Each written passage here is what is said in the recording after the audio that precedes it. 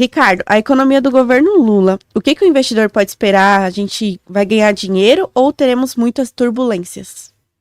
Nossa, perguntinha complicada a sua, mas vamos lá. Assim... A bomba tava comigo, aí eu joguei pra você como ultimamente a gente tá fazendo. Você tem 5 minutos pra explicar o sentido da vida. É mais ou menos no mesmo nível.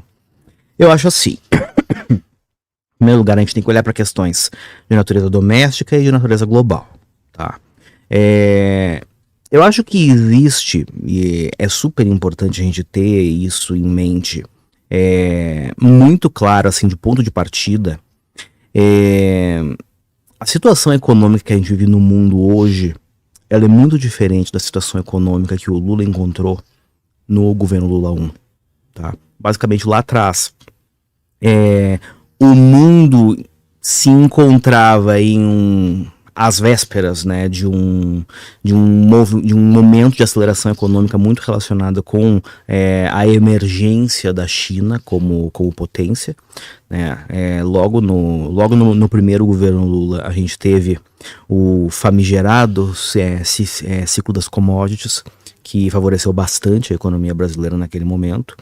E domesticamente, a gente tinha uma situação muito diferente, tanto do ponto de vista de ponto de partida de juros e inflação. Juros eram altos pra caramba, só que a gente tinha uma dinâmica inflacionária bem comportada. E a gente tinha um espaço muito maior no que dizia a respeito da dívida pública. Tá? Quais foram as consequências desse cenário lá atrás?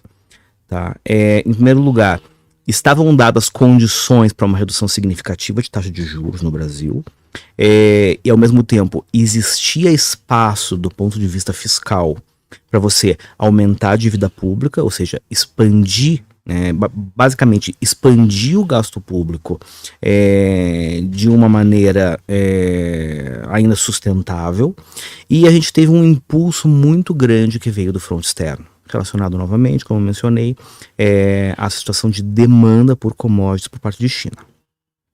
A situação que a gente tem hoje, ela é muito diferente da situação que se via lá atrás pelos seguintes motivos. Quando a gente olha para a economia global, desde que nós tivemos, né, aquela emergência de saúde no ano de 2020, que eu não vou mencionar para não piorar o ranqueamento do vídeo, mas que todo mundo sabe do que eu estou falando, a gente teve uma desorganização de cadeias de suprimento mundo afora, que se traduziu em um primeiro momento em uma desaceleração muito brusca de economia global. E isso veio com um choque de oferta de bens, ou seja, como você teve uma desorganização da cadeia de suprimentos, né, foi como se a oferta de diversos bens tivesse sido retraída. Isso provocou em alguma medida uma dinâmica inflacionária em diversos lugares do mundo. Isso aconteceu de uma maneira bastante marcante nos Estados Unidos. Os Estados Unidos chegou a ter ali inflação acumulada de 6 e pouco por cento ao ano, que para eles é uma enormidade.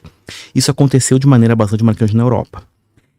Isso obrigou essas economias, né, tanto os Estados Unidos quanto a zona do euro, a adotar uma política monetária contracionista, ou seja, elevar taxas de juros com o objetivo de controlar a inflação.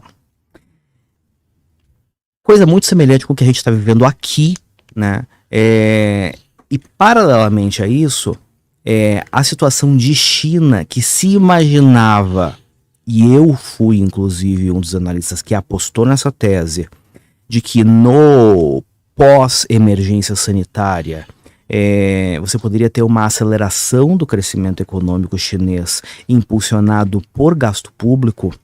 Isso não está se concretizando.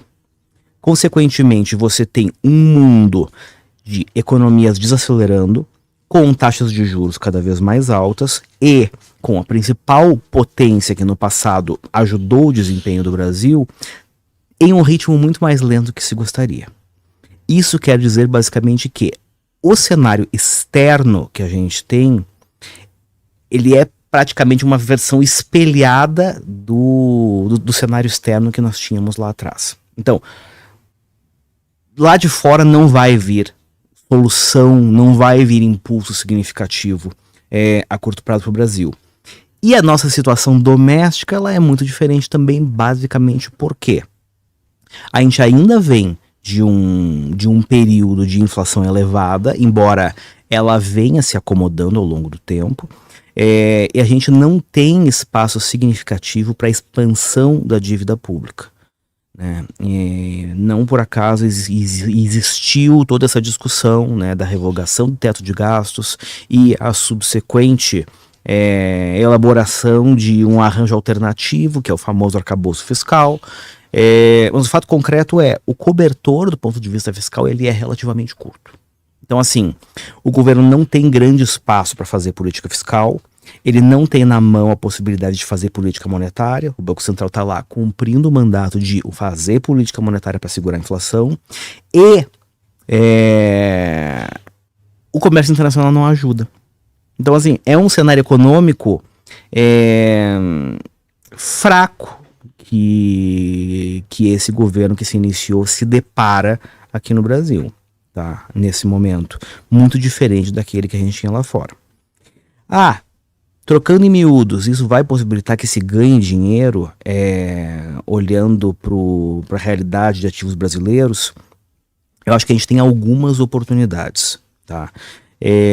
Eu não acho que a gente tenha pela frente um período de grandes teses macro, tá? Eu acho que onde existe oportunidade de ganhar dinheiro hoje é realmente, né, na chamada análise bottom-up, ou seja, quando você parte da empresa, né, das empresas e das iniciativas internas das empresas para tentar entender onde existe oportunidade de geração de valor.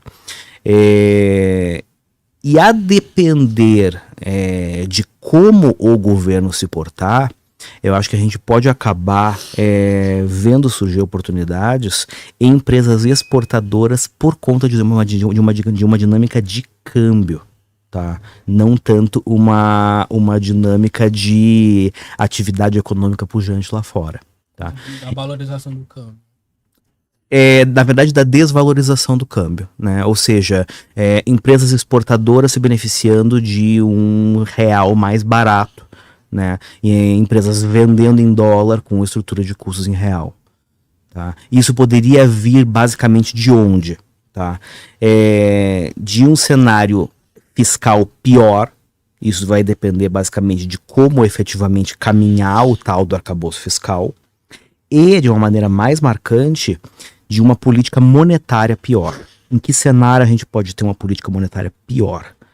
A gente tem visto sistematicamente diversos ataques à autonomia do Banco Central. A gente vem tendo uma série de sinalizações do governo no sentido de colocar no Banco Central pessoas com ideias econômicas pouco usuais, para dizer o mínimo, né? Isso são fatores que podem contribuir para um enfraquecimento da confiança do mercado sobre os fundamentos da economia brasileira, e isso tenderia a ter um impacto negativo no câmbio, ou seja, o real pode vir a se desvalorizar em relação a outras moedas. Só que isso é bom para quem exporta, entende? Em um cenário de, nossa, a economia brasileira vai mal e o câmbio desvalorizou. Isso não é exatamente ruim para, sei lá, para Vale, para Suzano, para Klabin, que dependem basicamente de outros fatores.